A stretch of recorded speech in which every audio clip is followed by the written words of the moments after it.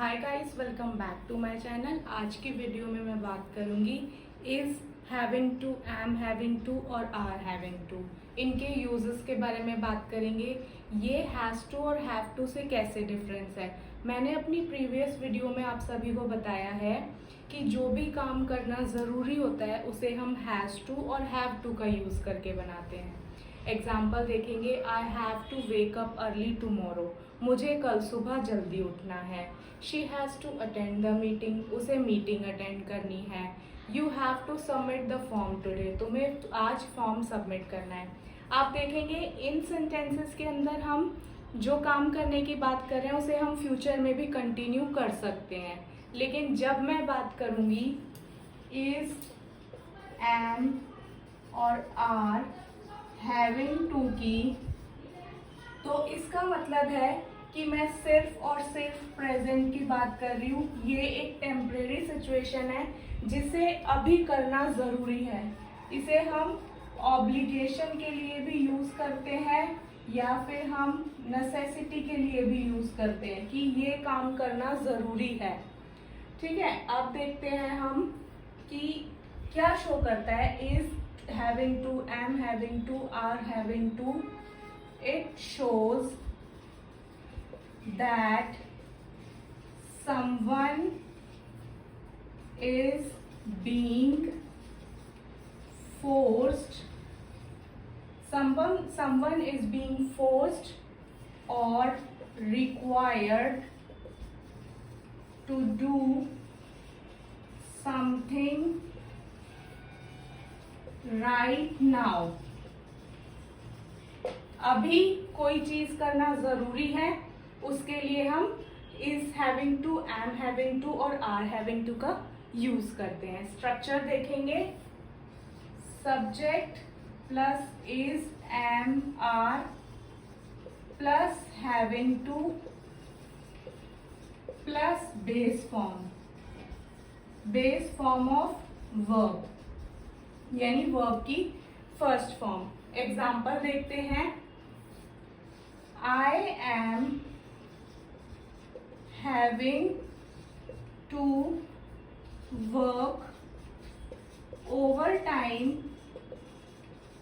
This week, I am having to work overtime this week.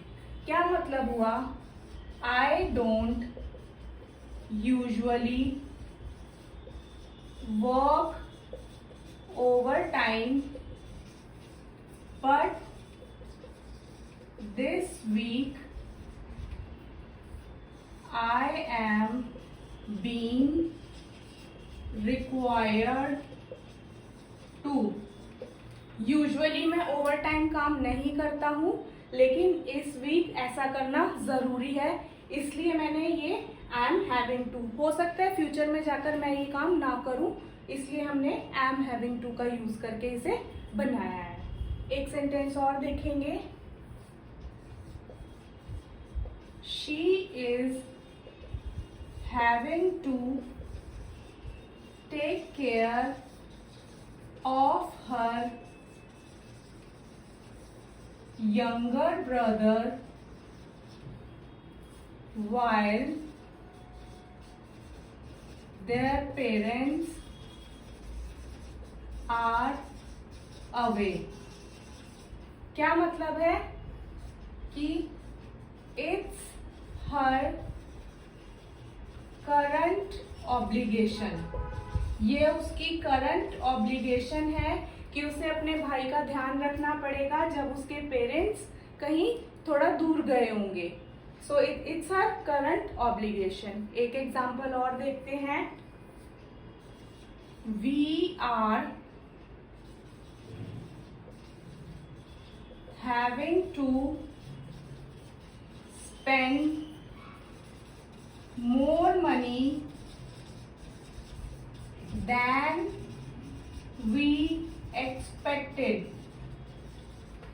We are having to spend more money than we expected. Circumstances भी बोल सकते हैं या फिर हम बोल सकते हैं we are being required to spend more due to current situations। अभी के हालात ऐसे हैं कि मुझे ज्यादा या फिर हमें ज्यादा पैसा खर्च करना पड़ रहा है। So we are having to spend more money than we expected. एक लास्ट एग्जाम्पल और देखते हैं। They are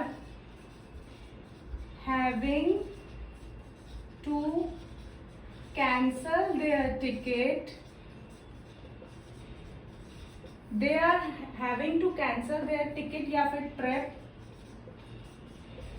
because of the weather. यानी कि circumstances are forcing them